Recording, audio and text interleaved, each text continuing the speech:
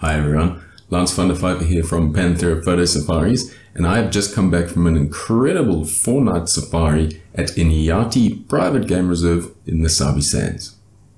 Some of the trip highlights included the Big Five, including 7 different individual leopards, as well as 7 lion sightings, and some of the most spectacular sunsets I've ever photographed. Now in this video I'll give you a short intro to the lodge, and then we will go through some safari highlights. Now the first thing you see when you arrive at Inyati is this amazing reception area. So as you enter the reception, it is also the curio shop, and it is one of the best kitted out curio shops I've seen in a long time. They have everything from clothing to hats to little carvings, water bottles, coffee mugs, jewelry, stickers, keyrings, postcards, anything you can think of that you might want to pick up in South Africa to take home for friends and family, you can find here, which is really nice. Inyati also has this amazing lounge section with a nice big TV, which helps for Lightroom sessions, and also a very well stocked bar, including a wine cellar with a great selection.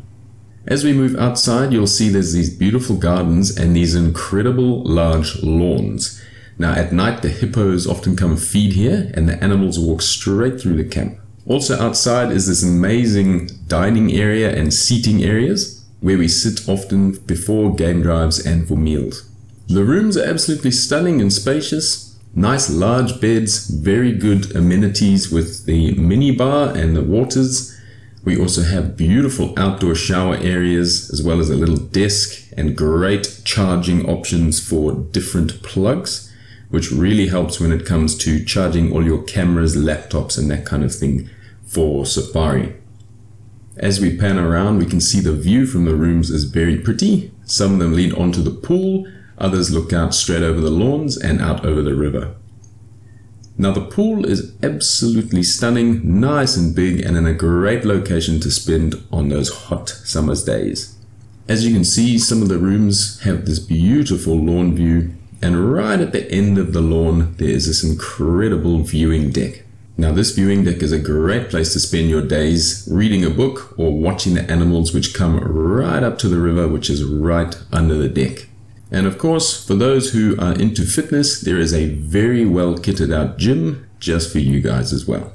Now the food was an absolute highlight at Inyati, with a varying menu every day, really nice meals, and they dealt with dietary requirements very well as well. As you can see, we have an incredible boma for those clear nights, and of course the good old bush sundowner. Now that you've seen how beautiful the lodge is, let me show you what you can expect from the game drives. Day 1 we headed out on our first game drive, and the very first animal we saw was a leopard and her 2 big cubs. As you can see, we got some incredible images, spending about 2 hours with these cubs in varying poses and incredible light. And as the light got lower and lower, the images got better and better.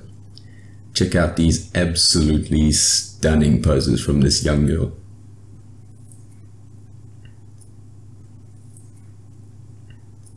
Day 2 started off nice and early. We headed out to the open plains and we managed to find some really nice rhinos which were doing rhino things, munching on the grass. We also managed to find some buffalo, and then on our way home some really nice lions. Now these lions we found quite late, so they were pretty lazy, but we managed to get some decent shots anyway.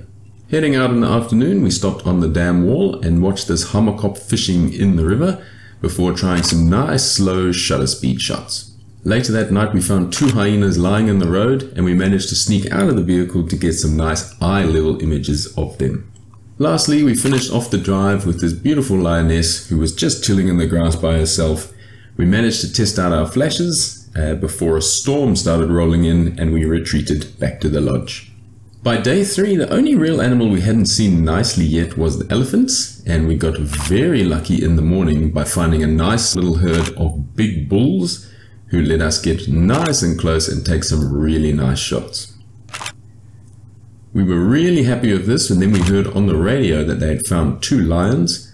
So as we shot over to the lion sighting, we were actually treated to an amazing sight where the lions were sleeping on the rocks, but there was an approaching elephant herd coming closer and closer. Eventually the elephants found the lions and decided it would be great fun to actually chase them, and they got them up and moving around the rocks before they took off into the long grass to get away. That afternoon we managed to find some really nice birds before having an incredible sighting of about 7 giraffe who were busy necking each other in the background, which we also managed to get out nice and low to the ground and take some really pretty shots. We then went looking for the leopard and cubs again, who actually had a kill, but instead we managed to find this big angry bull elephant who was in full must and was determined to get rid of us. Now we did manage to find Tangisa and her cubs again, but they were in such long grass that we decided to leave them and try something else. Now we did hear on the radio that Naledi male was found. He is an awesome old famous leopard, so we thought we'd give him a go instead. As we got closer, there was a hyena sniffing around the grass. We managed to photograph him a little bit as Naledi was sleeping properly. As the sun set, we took some nice photos of some birds on a stick, wishing it was a leopard. Eventually he got up and walked around, but he went straight into some thick stuff and we actually lost him. We finished the drive with some interesting wildebeest shots in front of the sunset before heading back to dinner. Day 4 started off with some really nice light, and we managed to find some really nice antelope to photograph early. Waterbuck just out of the lodge, and some female inyala as well.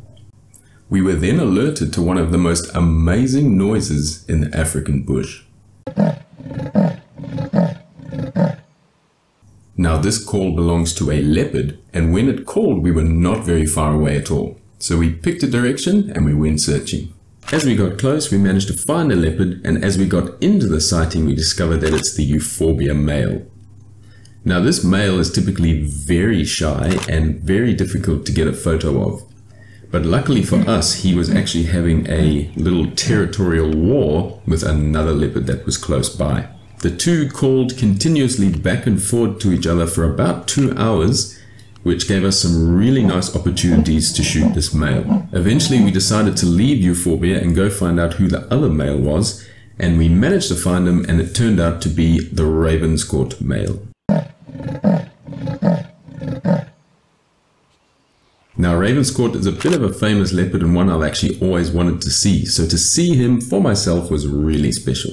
The afternoon drive started off with some nice birds and then a really nice little family group of zebras which had a really cute baby. Now this was such a beautiful little scene that it almost couldn't be ruined by anything until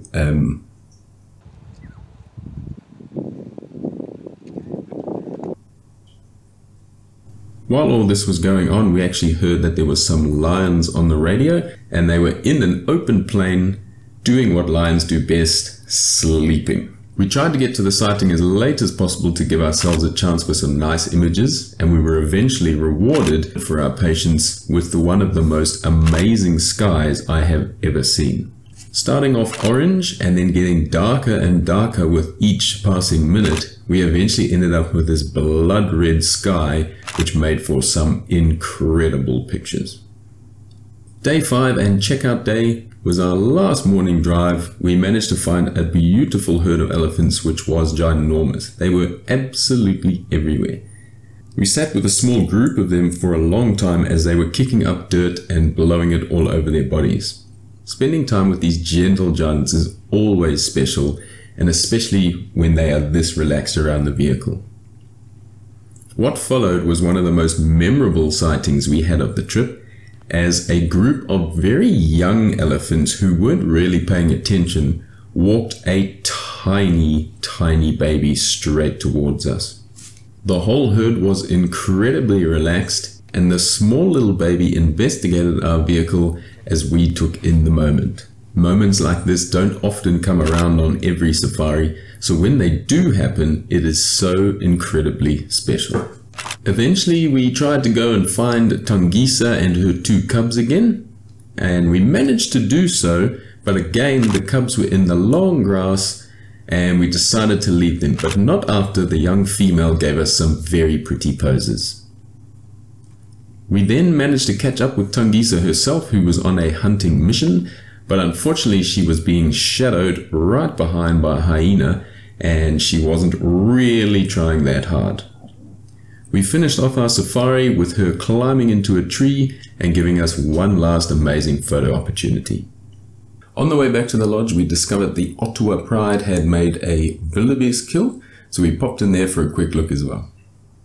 Now, as you can see, the game viewing here at Inyati is incredible, but what made it even more special was this was the client's first safari ever, a hard standard to maintain for future lodges.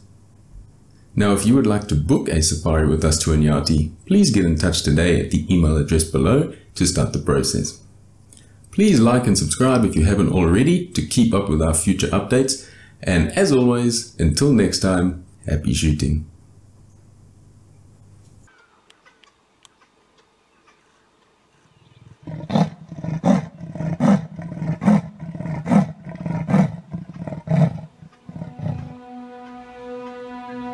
Ima wafuna goma